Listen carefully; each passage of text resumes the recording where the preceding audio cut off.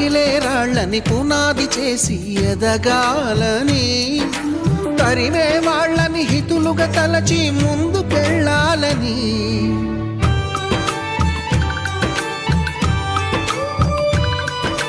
కన్నుల నీటిని కలల సాగుకై వాడుకోవాలని, కాల్చే నిప్పుని ప్రమిదగా మలచి కాంతి పంచాలని, గుండెతో ధైర్యం చెప్పెను, చూపుతో మార్గం చెప్పెను, అడుగుతో గమ్యం చెప్పెను. నేనున్నానని, నేనున్నానని, నీకేం కాదని, నిన్నటి రాతని మార్చేస్తానని.